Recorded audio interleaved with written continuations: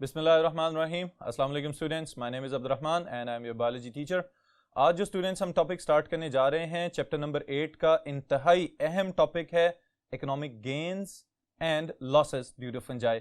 Fungi की बदौलत क्या क्या फ़ायदे हम हासिल कर रहे हैं और साथ ही साथ क्या क्या नुकसानात फंजाई हमें पहुंचा रही है। इन सारी चीज़ों को हम एक डिफरेंट वे में आज स्टडी करेंगे ताकि आप इसको लॉन्ग क्वेश्चन के लिहाज से तैयार कर सकें, शॉर्ट क्वेश्चंस भी इसके अंदर शामिल करेंगे और मल्टीपल चॉइस क्वेश्चन स्टेटमेंट्स भी साथ साथ में आपको बताता जाऊंगा। बहुत इंपॉर्टेंट है, इसलिए गौर से सुनिएगा और लिखते जाइएगा। जी स्टूडेंट्स, तो जैसा कि अभी मैंने बताया है हम स्टडी करने जा रहे हैं अहमियत फंजाई की। तो पहले नंबर पे हम देखते हैं इकोनॉमिक गेन्स के क्या क्या फवायद हमें हासिल हो रहे हैं इनकी वजह से। पहली चीज जो हम इसमें डिस्कस करेंगे that is about the edible fungi. Alright, edible fungi से क्या मुराद है? वो फंजाई जिसको हम खाने के तौर पे इस्तेमाल कर सकते हैं। स्पेशली आजकल सूप वगैरह जो इस्तेमाल होते हैं चाइनीज फूड के तौर पे, उनके अंदर मशरूम्स का इस्तेमाल किया जाता है। फिर इसी तरह फास्ट फूड में पिज्जा, ये जो एक चीज हम लोग इस्तेमाल करते हैं खाते हैं, इसके ऊपर टॉपिंग्स के तौर पे बहुत ज्यादा इस्तेमाल की जाती हैं मशरूम्स। तो इस लिहाज से 200 से ज्यादा इकसाम हैं मशरूम्स की कि जो जनरली हम लोग आजकल खाना शुरू हो चुके हुए हैं। यहां पे अपने मुल्क में भी और इंटरनेशनली भी बहुत सारी जगहों पे इसको सर्व किया जाता है। ओके, फिर उसके बाद स्टूडेंट्स जो दूसरी चीज है दैट इज अबाउट मोर्शेला एस्क्यूलेंटा, जिनको हम नॉर्मली क्या कहते हैं? मोरल्स। ओके, फिर सबसे अहम बात यहां पे एक और है कि फंजाई की एक किस्म जिनको हम कहते हैं ट्रफल्स जेर जमीन पाए जाते हैं और इनको तलाश करने के लिए कुछ मगरबी ममालिक में डॉग्स वगैरह रखे जाते हैं जिनको बोलते हैं स्पेशल स्निफिंग डॉग्स। वो सूंघते हैं और फिर उसके बाद उनको पता चल जाता है कि यहां पे ये फंजाई पाई जा रही है। फिर उस जगह को खोद के वहां से इनको बाहर निकाला जाता है और फिर वो लोग इसको खा लेते हैं। Alright, so it is again an edible fungus. Alright students, ये था हमारा पहला हिस्सा। फिर उसके बाद ही जो दूसरी बात हम डिस्कस करने जा रहे हैं that is about mushrooms again, but they are poisonous mushrooms. Okay, अब देखें बहुत सारी मशरूम्स तो खाई जा रही हैं, लेकिन इसका मतलब यह भी नहीं है कि हम हर किस्म की मशरूम को खाना शुरू हो जाएं। ऑलराइट, स्पेशली अगर बात की जाए जैक ओ लेंटर्न। ओके, जैक ओ लेंटर्न एक मखसूस किस्म की फंगस है जिसके गिल्स को हम कहते हैं ग्लोइंग गिल्स। ओके, इसके गिल्स जो हैं वो अंधेरे में चमकते हुए नजर आते हैं। बिल्कुल इसी तरह से कि अगर कभी आपने देखा हो एक हमारे इर्द गिर्द कीड़ा पाया जाता है जुगनू, जिसको हम लोग बोलते हैं फायर फ्लाई, अंग्रेजी में इसको कहते हैं। अब स्टूडेंट्स, ये जैसे कीड़ा ग्लो करता है अंधेरे के अंदर, बिल्कुल इसी तरह से ये जो ग्लोइंग फंगस या जैक ओ लेंटर्न जिसको हम कह रहे हैं, इसके गिल्स भी चमकते हुए नजर आते हैं। और इसकी वजह क्या है? एक मखसूस किस्म का एंजाइम जो उस कीड़े में और इस फंगस में कॉमन है दैट इज ल्यूसीफेरेज, और एक प्रोटीन जिसका नाम है ल्यूसीफेरिन। ऑलराइट, उसकी वजह से इनके अंदर यह खसूसियत पाई जाती है कि ये चमकदार सलाहियत अपने अंदर पैदा कर सकें। फिर उसके बाद स्टूडेंट्स जो दूसरी चीज है that is about the death angel और द डेथ कैप, एमनीटा जिसको जनरली कहा जाता है। रेड कलर की इसकी कैप्स होती हैं विद द वाइट स्पॉट्स, और अगर आपको कहीं ये घूमते फिरते हुए किसी जंगल में नजर आ जाए तो इसका मतलब ये है कि आपने एक पॉइजनस मशरूम को देख लिया है, जहरीली है। अगर इसकी जो कैप वाला पोर्शन है उसको तोड़ के खा लिया जाए तो स्वीयर इन्फेक्शंस कॉज कर सकती है और sometimes that may lead to death. Alright, इसी वजह से इसका नाम डेथ कैप या डेथ एंजल रख दिया गया। फिर इसके साथ स्टूडेंट्स जो नेक्स्ट चीज हम शामिल कर रहे हैं that is about the reindeer moss. Okay, अब मॉसेस आमतौर पे हम कहते हैं उन पौधों को कि जो ब्रायोफाइट्स में शामिल किए जाते हैं। ओके, नॉन वेस्कुलर प्लांट्स होते हैं, सादे पौधे होते हैं, बिल्कुल सिंपल, और उनके अंदर जाइलम और फ्लोएम जैसे वेस्कुलर टिश्यूज मौजूद नहीं होते। लेकिन ये जो टर्म हम यूज कर रहे हैं रेनडियर मॉस, ये दो अल्फाज का मजमुआ है। रेनडियर एक हिरन नुमा जानवर है और रेनडियर, ओके, तो इसके नाम से पता चल जाना चाहिए आपको कि ये हिरन की तरह का जानवर है। और सर्दियों में जब बहुत सारी जमीन की सतह को बर्फ कवर कर लेती है तो उस सूरत में स्टूडेंट्स लाइकन्स होते हैं जिनको हम ये रेनडियर मॉसेस कह रहे हैं। ये लाइकन्स ग्रो करते हैं और रेनडियर्स जो हैं, जो जानवर या और बड़े बर्फानी इलाकों में पाए जाने वाले जानवर, वो इस मॉस को खा के गुजारा करते हैं, जो कि असल में मॉस नहीं है बल्कि क्या है? लाइकन है। और लाइकन्स क्या होते हैं? They are the combination of fungi and algae. Alright, फिर उसके साथ मल्टीपल चॉइस क्वेश्चंस के लिए स्टूडेंट्स आप याद रखेंगे कि किन किन रीजन्स में नॉर्मली ये मौजूद हो सकते हैं। They can be found in Arctic regions, subarctic regions as well as the boreal regions. Okay, तो ये है हमारा पहला पार्ट एडिबल फंजाई के साथ पॉइजनस फंजाई और उसके साथ रेनडियर मॉसेस का पॉइंट नंबर 1। ऑलराइट जी स्टूडेंट्स, नेक्स्ट पॉइंट जो हम डिस्कस कर रहे हैं that is the importance of fungi in food industry. Alright, अब फूड इंडस्ट्री के लिहाज से जब भी बात की जाए so the most important member will be yeast, खमीर स्टूडेंट्स, जिसके जरिए फर्मेंटेशन के थ्रू पैदा की जाती है ब्रेड और उसके साथ ही साथ लिकोर या वाइन जिसको कहा जाता है। क्योंकि हमारे मुल्क में तो ये टोटली हराम है, लेकिन जो बहुत सारे नॉन मुस्लिम कंट्रीज हैं वहां पे इंडस्ट्रियली इसको प्रोड्यूस किया जाता है और वाइन की प्रोडक्शन के लिए yeast is one of the significant member. Alright, फिर अगर दूसरी तरफ देखा जाए कि सिर्फ ब्रेड प्रोडक्शन नहीं बल्कि जो केक्स वगैरह पैदा किए जा रहे हैं या उसके साथ ही साथ जो बन्स वगैरह तैयार किए जाते हैं या और इस तरह के बहुत सारे products, they are also produced due to the fermenting ability of yeast. Okay, then second member जो स्टूडेंट्स यहां पे हमें नजर आ रहा है दैट इज पेनिसिलियम। अब नॉर्मली ये ख्याल किया जाता है कि पेनिसिलियम वो मेंबर है कि जिससे एंटीबायोटिक तैयार की गई, लेकिन इटसेल्फ इज अ जीनस और इसकी डिफरेंट स्पीशीज हैं जो डिफरेंट प्रोडक्ट्स बनाने में काम आ सकती हैं। तो यहां पे जिस स्पीशीज की हम बात कर रहे हैं that is important to give specific aroma, खुशबू, फ्लेवर, उसको जायका फराहम करेगी और एक मखसूस किस्म का जो टेस्ट हमें आता है पनीर में से, चीज में से, that is due to the penicillium species. Alright students, जो थर्ड मेंबर स्टूडेंट्स हम यहां पर डिस्कस करेंगे दैट इज एस्परजिलस। ओके, और एस्परजिलस की इंपॉर्टेंस है to produce soya sauce, soya paste from soybeans. Alright, again यहां पे भी फर्मेंटेशन का प्रोसेस किया जाता है और जब सोयाबीन्स की फर्मेंटेशन की जाती है इन मेंबर्स के थ्रू, एस्परजिलस स्पीशीज के थ्रू, तो क्या किया जाएगा, सोया सॉस, एक ब्लैक कलर की सॉस प्रोड्यूस की जाती है जो कि नॉर्मली अगेन फास्ट फूड्स वगैरह के साथ खाने में इस्तेमाल होती है। ओके स्टूडेंट्स, फिर जो लास्ट पॉइंट यहां पे मल्टीपल चॉइस क्वेश्चंस के लिए बहुत ज्यादा अहम है that is the production of citric acid through different species of Aspergillus. Alright, so Aspergillus species के जरिए सिट्रिक एसिड को भी पैदा किया जा सकता है।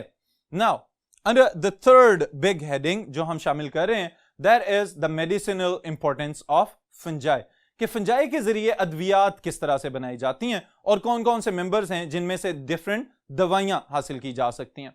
So number 1 is again Penicillium notatum. Penicillium notatum से दुनिया की पहली एंटीबायोटिक तैयार की गई जिसका नाम है पेनिसिलिन। ऑलराइट स्टूडेंट्स, और डिस्कवर किसने की थी, अलेक्जेंडर फ्लेमिंग ने। सो मल्टीपल चॉइस क्वेश्चन के लिए अहम है ये वाली बात, याद रखिएगा इसको। The first ever discovered antibiotic was prepared from Penicillium notatum and it was discovered by Alexander Fleming. Alright students, next is lovastatin. Alright, lovastatin lowers the blood cholesterol level in human body. Okay students, अब यहां पे एक बड़ी अहम बात आती है कि ये जो हमें प्रोडक्ट, जो ड्रग, ये जो दवाई हमें हासिल हो रही है फंगस से, ये क्या फायदा पहुंचाती है। तो हम ये कह सकते हैं कि ह्यूमन बॉडी के अंदर बैड लिपिड्स को खत्म करती है और गुड लिपिड्स की मिकदार में इजाफा कर देती है। ये बुनियादी तौर पे इस दवाई का, लोवास्टैटिन का, काम है। Okay, then next is cyclosporin. अब साइक्लोस्पोरिन स्टूडेंट्स बहुत ज्यादा अहम है, खास तौर पे जब से ये ट्रांसप्लांट किए जाते हैं different organs in human body, कि अगर स्पेशली किडनी ट्रांसप्लांट की अगर हम बात करें तो उस सूरत में एक इन्फेक्शन देखा गया है जिसको कहते हैं टिश्यू रिजेक्शन। ओके, कि किडनी ट्रांसप्लांट किया गया और उसके बावजूद जो रिसिपिएंट है जिसको ये किडनी लगाया जा रहा है उसकी बॉडी ने उस किडनी को कबूल ही नहीं किया, तो उस सूरत में इन्फेक्शन हो जाता है, इम्यून सिस्टम जो है वो ओवर रिएक्ट कर जाता है और उस ऑर्गन को खराब कर देता है ताकि वो प्रॉपरली काम ना कर सके। तो इस प्रोसेस को हम कहते हैं टिश्यू रिजेक्शन। अब यहां पे साइक्लोस्पोरिन काम करती है एज एन इम्यूनोसुप्रेसेंट। अब इसका क्या काम है कि व्हाइट ब्लड सेल्स को और एंटीबॉडीज को अपने नॉर्मल एक्शन से या बहुत ज्यादा हाइपर एक्शन से रोक देना और उसको थोड़ी देर के लिए सुप्रेस कर देना इम्यूनिटी को, ताकि वो ऑर्गन प्रॉपर्ली वहां पे इंप्लांट हो और उसके बाद अपना नॉर्मल काम करना शुरू कर दे। Okay students, so this is about cyclosporin. Next अगर हम देखें तो एक बहुत अहम चीज आ रही है, that is ergotine. Okay, it is again a fungal product और इसका क्या काम है, एक खास किस्म का सर दर्द जो हमारे इर्द गिर्द कुछ लोगों में भी अपीयर हो सकता है, that is known as migraine, आधे सर का दर्द जिसको हम कहते हैं, उसके इलाज के लिए यह दवाई बहुत ज्यादा अहम है और इसका क्या काम है कि ब्लड वेजल्स को कंस्ट्रिक्ट कर देना और उसके जो सिम्टम्स हैं आधे सर के दर्द के, उन सिम्टम्स को, उन अलामात को जाहिर होने से रोक देना। ऑलराइट, तो ये इस लिहाज से इसकी फिजियोलॉजी को कंट्रोल कर देती है। Then is students the last fungus, और we can say the last fungal product, that is griseofulvin. अब देखें, griseofulvin itself, it is obtained from what? Fungi, and it inhibits the growth of different fungi at the same time.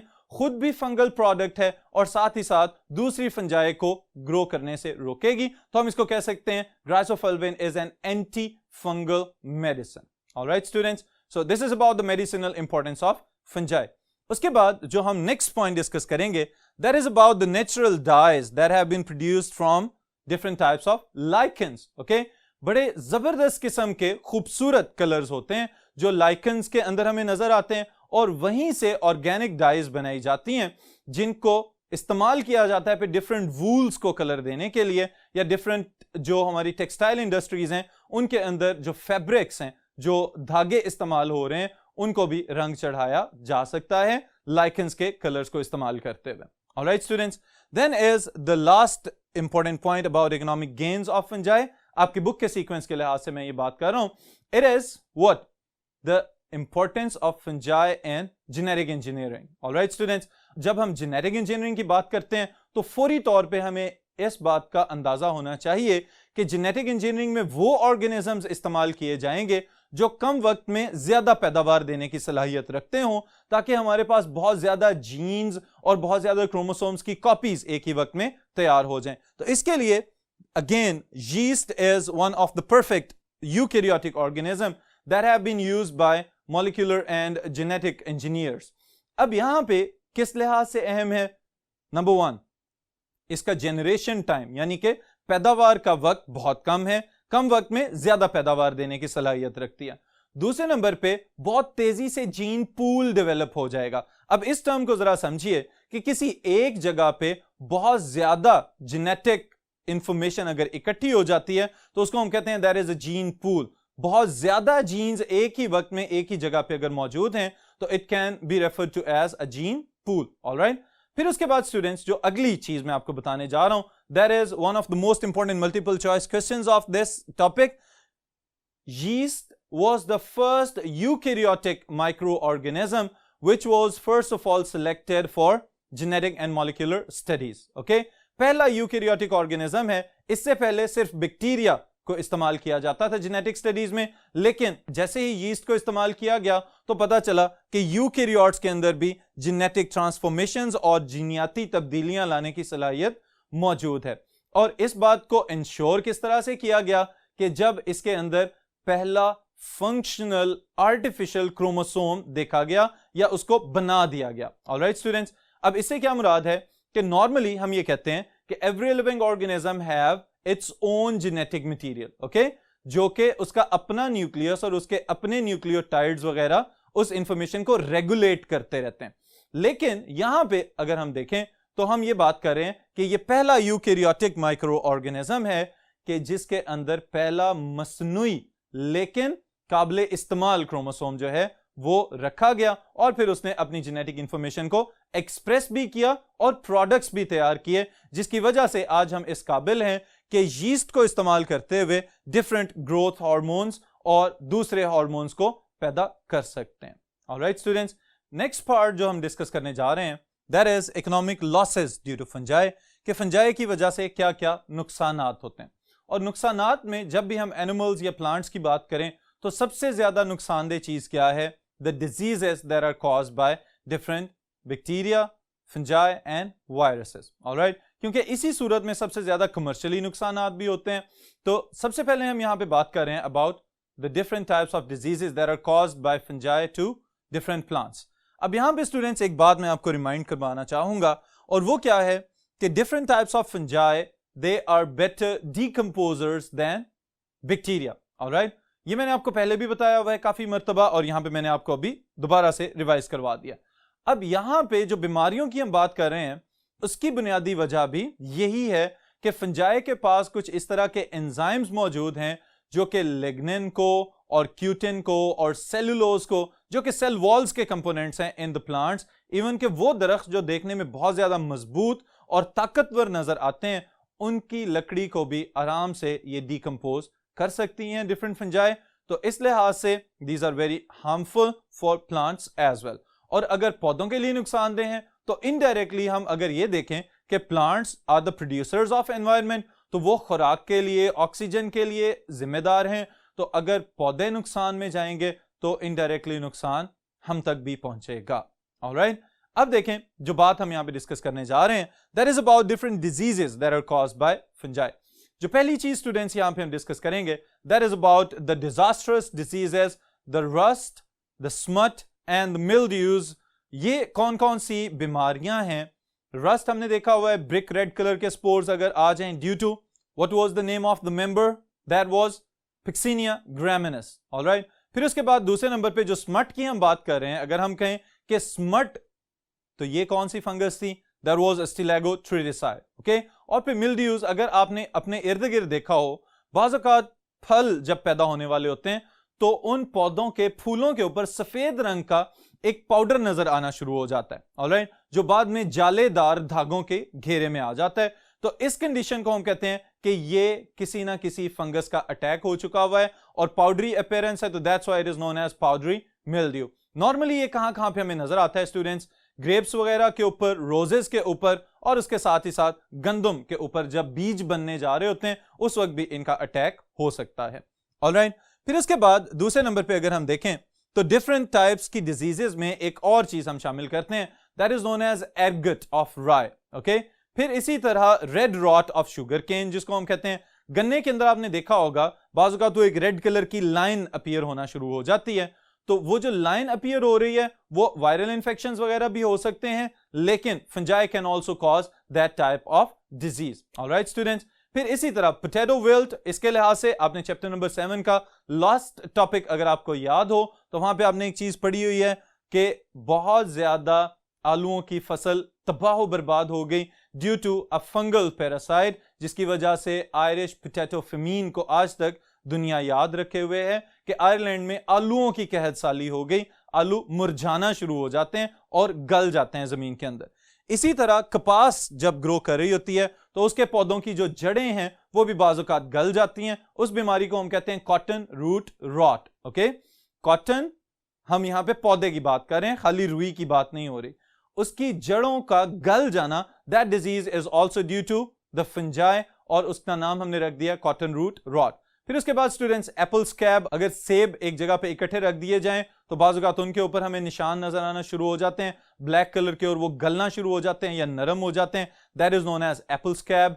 फिर उसके साथ ही साथ brown rot of peaches, plums, apricots and cherries, ये भी कुछ बीमारियां हैं जो फंजाई कॉज कर रही है।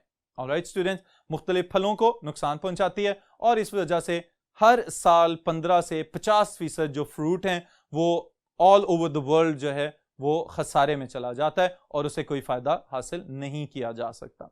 जी स्टूडेंट्स, अब जो हम बात डिस्कस करने जा रहे हैं that is about the diseases that are caused in humans and different animals by fungi. Okay, वो बीमारियां जो फंजाई इंसानों में और दूसरे जानवरों में फैला रही है। सबसे पहले नंबर पे सबसे ज्यादा अहम बात हम यहां पे करेंगे, सफाई निस्फ ईमान है। अगर इस चीज को अपना लिया जाए तो बहुत सारी बीमारियों से वैसे ही छुटकारा पाया जा सकता है। लेकिन स्टूडेंट्स, यहां पे जो पहली बीमारी जिसकी हम बात कर रहे हैं that is about the ringworm and athletes foot. कि नॉर्मली फंजाई की ग्रोथ के लिए सबसे ज्यादा अच्छी जगह कौन सी होती है? जो मॉइस्ट हो और वार्म हो। ओके, अब इस लिहाज से सबसे ज्यादा इफेक्ट हम खुद भी हो सकते हैं इन अ सेंस कि अगर सोचा जाए कि ह्यूमन बॉडी के ऊपर स्वेटिंग हो तो बॉडी का टेम्परेचर तो वैसे ही 37 डिग्री सेल्सियस रहता है, और अगर उसके साथ ही साथ पसीना आया हुआ है और साथ ही साथ बॉडी जो है उसका अपना टेम्परेचर भी उसके साथ ऐड कर लिया जाए तो these are the favourable conditions for the growth of fungi. लेकिन अगर सफाई का ख्याल ना रखा जाए तो स्किन के ऊपर गोल गोल निशान बने हुए नजर आ सकते हैं।